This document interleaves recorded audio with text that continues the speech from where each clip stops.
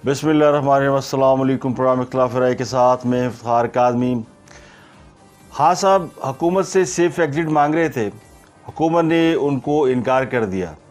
Supreme court ने खान साहब को सेफ़ एग्ज़िट दे दिया तो खान साहब ने उस सेफ़ एग्ज़िट लेने से इनकार कर दिया।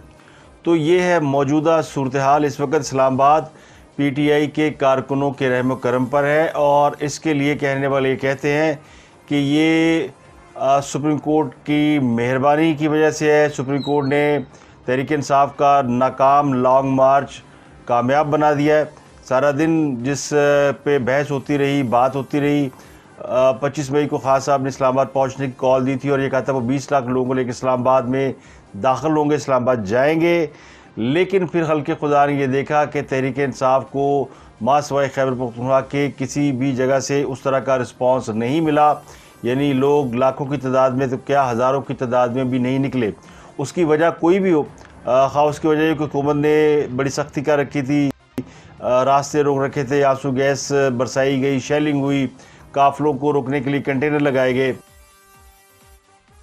उतने लोग भी नहीं निकले। ये बात कोई माने या ना माने, किसी को अच्छी लगे या बुरी लगे, खान साहब 20 लाख लोग निकालने का जो ख्वाब लेकर चले थे वो पूरा नहीं हुआ। जो खान साहब की कैलकुलेशन थी वो ये थी कि 2 लाख लोग पंजाब से निकलेंगे, सिंध से 2 लाख लोग आएंगे और खैबर पख्तूनख्वा से तकरीबन वो 5 लाख लोग लेकर निकलेंगे। इसके अलावा गिलगित बल्तिस्तान और कश्मीर से उन्होंने 2-2 लाख लोग निकालने थे।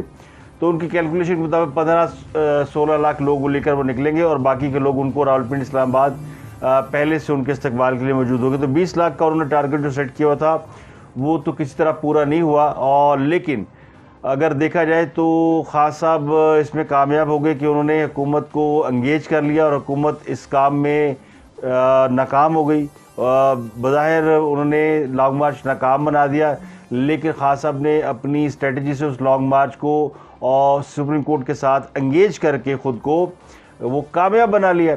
क्योंकि सुप्रीम कोर्ट जो सारा दिन बैठी रही अदालत लगाकर और इस बात का इंतज़ार किया जाता है कि उस कानवाई के अंदर लोगों की तादाद बढ़ जाए।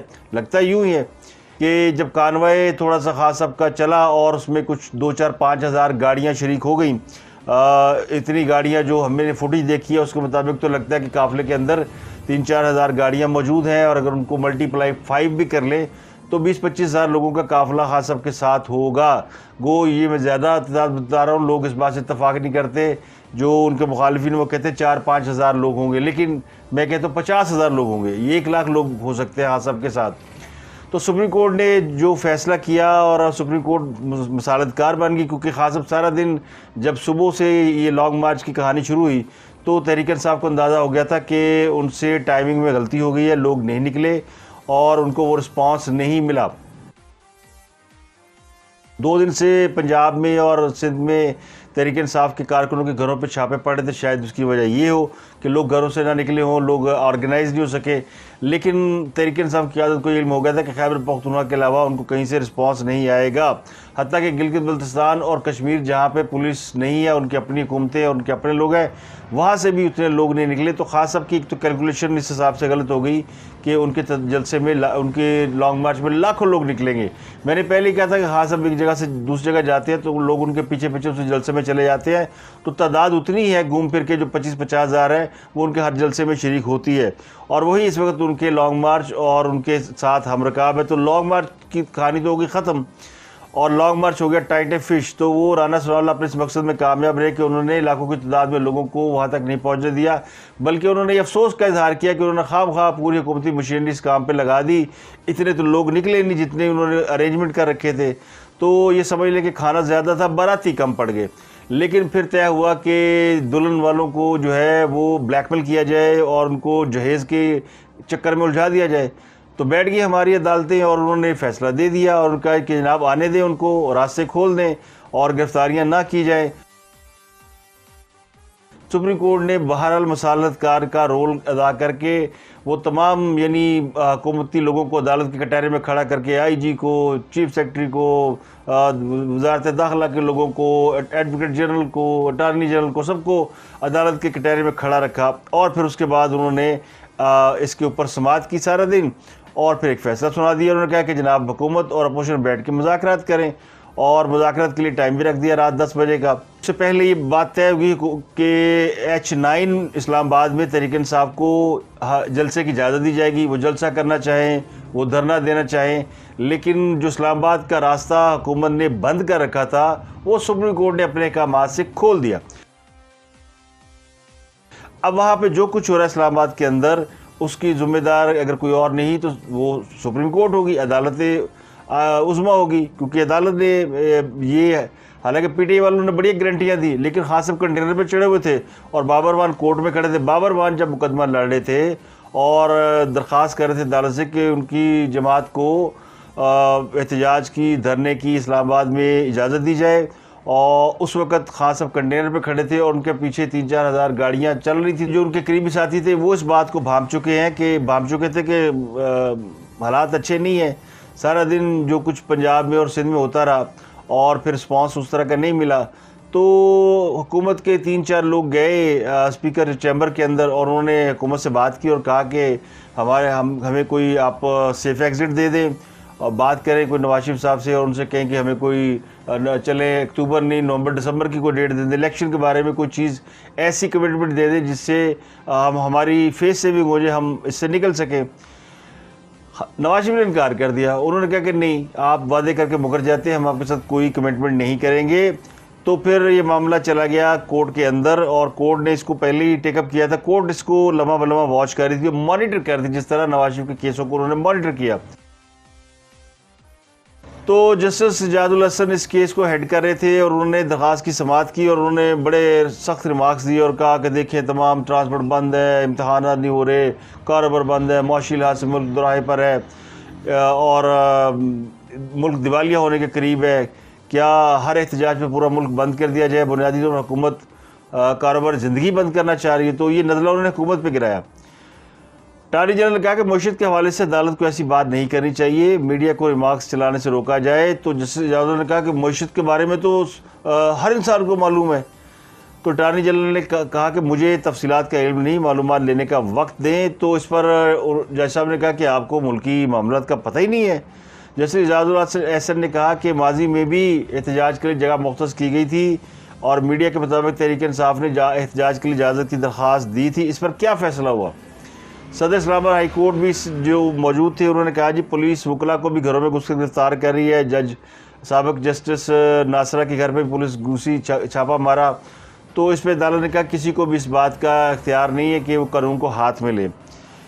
इस पर इस्लामाबाद हाई कोर्ट के बार के सदर शुएब शाहीन जो कि इसमें दरख्वास्त गुजार भी थे, उन्होंने कहा कि मौलाना फजल रहमान 2 मरतबा श्रीनगर हाईवे पर धरना दे चुके हैं, बिलावल भुट्टो इस्लामाबाद मार्च कर चुके हैं। तो अब भी मुजाहरे के लिए जगह मुख्तस की जा सकती है। तो जिस पर सुप्रीम कोर्ट ने सबको बुला लिया, आ जाओ जी, chief commissioner Islamabad, DC Islamabad, IG, secretary दाखिला, एडवोकेट जनरल, सबको बुलाया और कहा कि इस पर जो है वो हमें रिपोर्ट दें। फिर उन्होंने कहा जी मुतबादिल जगह दें PTI को। तो फिर इंतज़ामिया गई, उन्होंने जाके हुकूमत से बात की और बात करने के बाद उन्होंने कहा कि ठीक है जी, जगह दे देते हैं उनको, और H9 जो है उसमें जगह उन्होंने कहा कि हम दे सकते हैं। चीफ जस्टिस एजाजुल हसन ने ये रिमार्क्स दिए कि एहतजाज पुरअमन होगा, इमलाक को नुकसान ना पहुँचे, ना तशद्दुद होगा, ना ट्रैफिक ब्लॉक होगा। सेक्रेटरी दाखिला, chief commissioner, deputy commissioner, IG, attorney general मामले का हल निकालें, मुज़ाकरात करें, टेबल पर बैठें, और अगर PTI वालों के किसी बंदे को गिरफ्तारी का खदशा तो हमसे रजू करें, हम तहफ़्फ़ुज़ देंगे। सियासी जमातों को मफाद है, लेकिन अवाम और मुल्क के सामने कोई किसी की हैसियत नहीं है। सियासत में आज एक कल दूसरा होगा। तो इस तरह की बातें जब कोर्ट ने कर दी तो पुलिस और इंतज़ामिया जो है वो ज़ाहिर है उनको बता दिया गया कि जनाब आप कर लें।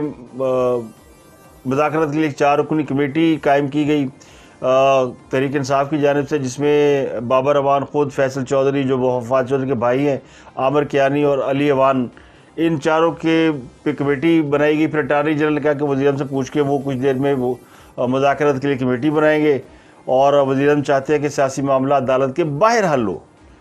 तो सुप्रीम कोर्ट ने तहरीक इंसाफ को H9 में इजाज़त दे दी और कहा जी रात 10 बजे आप मिल लें, हम कल बैठ जाएंगे और फिर कल बैठ के देख लेंगे क्या हो रहा है। ये फ़ैसला सबको पता चल गया जी, H9 में इजाज़त मिल गई है, खासों को बता दिया गया, लेकिन खास साहब ने उसके बाद ऐलान किया नहीं, हम D चौक जाएंगे। तो उसके बाद फिर वो सुप्रीम कोर्ट ने जब ये ऑर्डर दिया था तो रुकावटें हटाने की जो इस्तदा थी तहरीक इंसाफ की सुप्रीम कोर्ट की जानिब से, उन्होंने कहा कि नहीं, हम कल बैठेंगे, अभी रुकावटें नहीं हटाएंगे। और ये कहा कि ट्रांसपोर्ट छोड़ देते हैं, बंदे छोड़ देते हैं, लेकिन रुकावटें नहीं हटाएंगे, आप रात बैठे मुज़ाकरात करें, कल इस पर बात करेंगे। लेकिन खान साहब ने कहा कि डी चौक पहुँचेंगे, तो खान साहब ने डी चौक में का ऐलान कर दिया, कहा जी डी चौक में लोग इंतज़ार करें, मैं आ रहा हूँ। तो उसके बाद फिर इस्लामाबाद जो है वो उसमें फिर आग और के शोले बुलंद हो गए। ब्लू एरिया में तहरीक इंसाफ के कारकुनों ने दख्तों को आग लगा दी। पुलिस जो है वो डिमोरलाइज हुई कि ना पकड़ सकते हैं किसी को, ना किसी को रोक सकते हैं।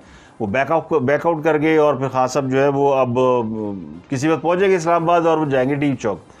अब कल देखते हैं सुप्रीम कोर्ट इस पर क्या फ़ैसला करती है कि खान साहब ने उनके अहकामात को क्यों ऑन नहीं किया। इस वक्त जो कुछ हो रहा है और जो कुछ होगा इसके बाद, आज रात में किसी वक्त वो पहुंच जाएंगे। हो सकता है मेरा जब वी लोग अब तक पहुंचे वो खान साहब पहुंच गए हों, खान साहब आ रहे हैं अपने पूरी यानी जत्थे के हमरा आ रहे हैं, और सिर्फ उनके पास तरीके जो खैबर पख्तूनख्वा से जो लोग चले हैं, जो वहाँ हुकूमत में है, जिनके पास गाड़ियाँ हैं, लाओ लश्कर हैं, वो बैठ के आ रहे हैं गाड़ियों में। मुल्क भर में कहीं भी तहरीक इंसाफ के लोग अगर कहीं, जैसे कराची में नवाज चौरंगी पे बहुत दंगा फसाद हुआ, वहाँ गाड़ियाँ जलाई गई, शेलिंग हुई, छोटा मोटा धरना हुआ, लाहौर लिबर्टी चौक लोग इकट्ठे हुए, लेकिन क़यादत कोई नहीं थी। तो थोड़े बहुत लोग जो है तहरीक इंसाफ के लिए निकले, तो खान साहब का जो धरना है वो नाकाम हो गया। तो इस्लामाबाद इस वक्त सूरत हाल है कि इस्लामाबाद पूरा जल रहा है। तो अब पूछने वाले पूछते हुए, बल्कि कहने वाले कहते हैं कि क्या अब रात को अदालत खुलेगी, कि अदालत के फैसले की खिलाफ वर्जी हो रही है, और क्या अदालत रात को बैठेगी 12 बजे के वो बैठ के इस बात को देखे कि खान साहब कहीं डी चौक तो नहीं आ रहे, क्योंकि अदालत ने डी चौक मना किया हुआ, अदालत ने H9 की जगह दी है। तो कल हुकूमत ने ऐलान किया था कि इस्लामाबाद में दाखिल नहीं होने देंगे, लेकिन हुकूमत के हाथ पाँव बांध दिए गए। हुकूमत अदालती फैसले के सामने सर झुकाने की पाबंद है। अदालत उज़्मा का ऑर्डर है तो हुकूमत को मानना पड़ेगा।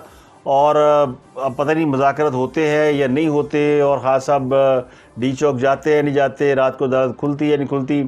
ये अपडेट मैंने आपको दे दी है कि खान साहब नहीं मने, और खान साहब इस पूरे मूड में है कि वो डी चौक पहुँचे और जाके धरना दे के बैठ जाए और फिर इस्लामाबाद को पूरा ऑक्यूपाई कर ले।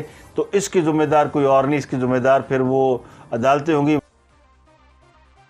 राना सलाउल्लाह ने तय कर लिया कि अटक पुल से उनको आगे नहीं आने देना, और सियासी जमातें यानी एक बार फिर पहले इस्टेब्लिशमेंट को देखती थी कि इस्टेब्लिशमेंट उनके मामला हल कराती थी, लेकिन खान साहब ने सारा दिन इस्टेब्लिशमेंट के साथ रब्ते की कोशिश की, लेकिन उनसे कोई जवाब नहीं मिला और उनके लोग भी रब्ता करते रहे। तो बिलाखिर अदालत उज़्मा को मैदान में आना पड़ा है।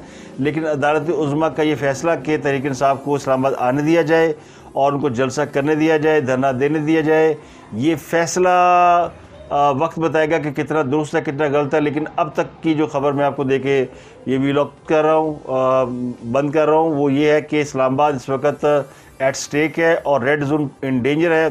बावजूद उसके पुलिस कह रही कि रेड जोन की तरफ कोई ना आए, वहाँ पे यानी किसी को स्पेयर नहीं किया जाए, छोड़ा नहीं जाएगा। लेकिन जो अब तहरीक इंसाफ वालों को ये लगा कि वो उनकी फतह हो गई है और उनके रास्ते खुल गए हैं, पुलिस है नहीं, सारा दिन पुलिस उनको थक गई है, ज़ाहिर है सारा दिन आँख मचोली होती रही है। और अगले व्लॉग में मिलते हैं। अपना गिरदनवा के लोगों का बहुत ख्याल रखिएगा।